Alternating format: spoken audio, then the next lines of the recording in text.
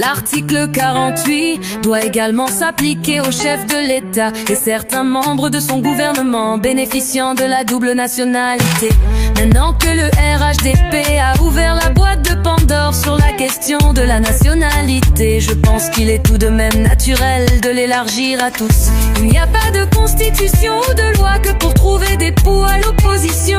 La loi est impersonnelle et doit donc être élargie à tout Ivoirien. Maintenant que le dossier Thiam est vide de sens, le procureur devrait s'intéresser aux multiples nationalités du chef de l'État ivoirien. Le président Ouattara dit qu'il est né ivoirien, de parents eux-mêmes ivoiriens. Mais le président Ouattara était voltaïque à un certain moment de sa vie. Il a lui-même reconnu lors du forum de la réconciliation, lui dont la présence était vide avant 1982 en Côte d'Ivoire, la date de son apparition brusque dans ce pays. Il a eu un parcours académique en tant que voltaïque. Il a eu une bourse pour aller étudier aux États-Unis en tant qu'étudiant voltaïque. Il s'est marié aux États-Unis en tant que personne voltaïque. Il a travaillé dans des institutions internationales et régionales en tant que voltaïque.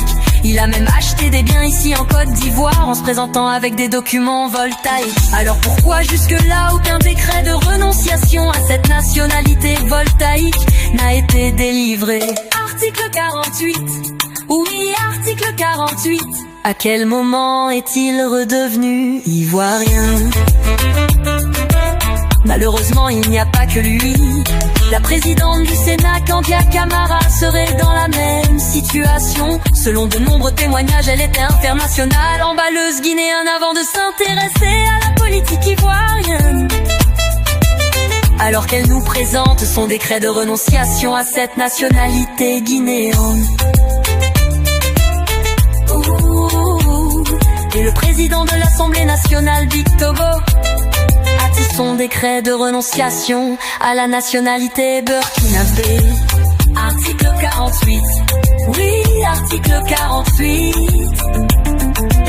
À quel moment sont-ils devenus ou redevenus ivoiriens? Mais alors où sont leurs décrets de naturalisation les rendant ivoiriens?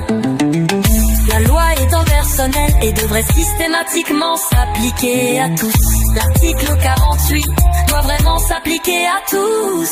Si on l'applique à nos équipes nationales de football ou tout autre sport. RDR, RHDP, ce que vous avez commencé, on va aller jusqu'au bout, ensemble.